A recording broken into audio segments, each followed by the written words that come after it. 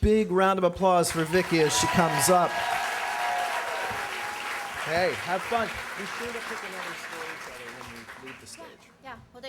Hey everyone, I'm Vicki. So quick show of hands, who here is still licking the emotional wounds of their parents' divorce? Me. Solid turnout. So I did that 5 years ago. I survived my parents' divorce. 5 years ago, I stopped hearing my mother's laughter, and I missed it.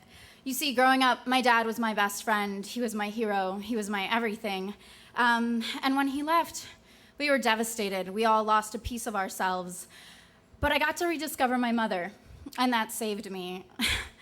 My mom's like no one else you've ever met. She's Dr. Phil meets Machiavelli, meets the female version of Borat. She's insane, and I love her for it.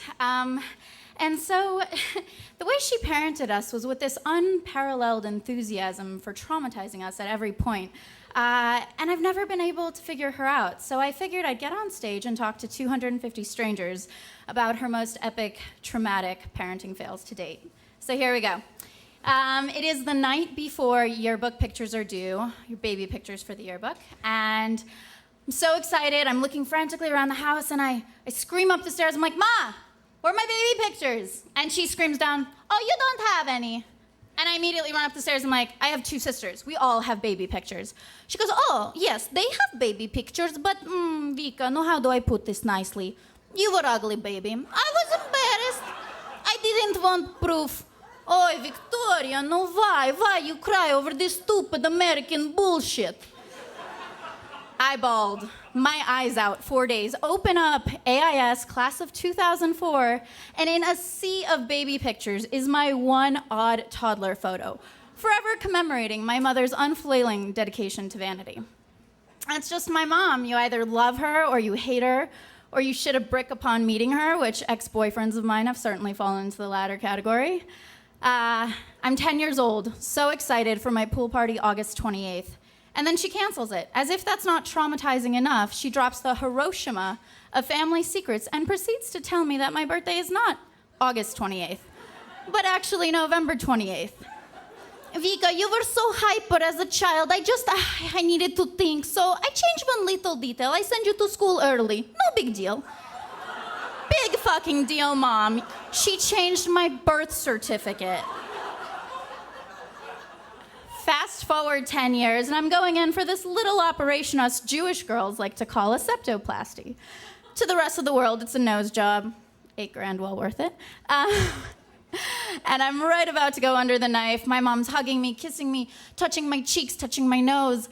And she turns to me and with all sincerity from the bottom of her heart says, oh, Victoria, finally you listen to me? You get rid of this monstrosity God put on your face the first day I saw you. And I smiled, because if those were the last words I'd ever hear, that was perfect. Fast forward a couple months, and I'm about to go study abroad in Australia. Now, granted, I'd been this tiny fit dancer my whole life, and the freshman 15 may or may not have been extended to the freshman 45, but it really wasn't a big deal, except to my mother, who took it as a personal insult to her gene pool. She walks in on me as I'm stuffing everything in, and she goes, "Hi, Victoria, for the first time I look at you, I'm not so disgusted." And I laughed and hugged her, because in the world of my mother, that is a sincere and utmost compliment. Fast forward another couple of weeks, and I'm complaining about this failed diet and that failed diet, and she enthusiastically quips, you know, Victoria, during the war in Russia, nobody was fat. Thanks, Mom. Thanks for that unsolicited dieting tip. But, it's crazy. 5 years later, she's back to offending my friends, left and right, saying completely insane things to total strangers on the street. And I love it. I wouldn't change her for anything. She's made me who I am. And so, to the one who left, to my father, I say this. You broke your promises, the most sacred of all. You walked away from 3 kids.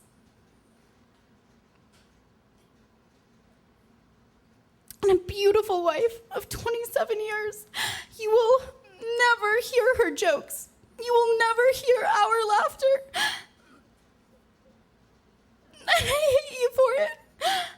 And I pity you. And I'm so fucking tired. I'm so tired of walking around with all this hurt and pain. So I'm gonna stop. Yeah. I'm gonna stop. And I'm gonna thank you. I'm gonna thank you for giving me a chance to see my mother through a totally new set of eyes, for the phenomenal human being that she is, that you never saw her for all the sacrifices she made to make our lives better. 5 years later, sending a big fat fucking thank you your way, Dad.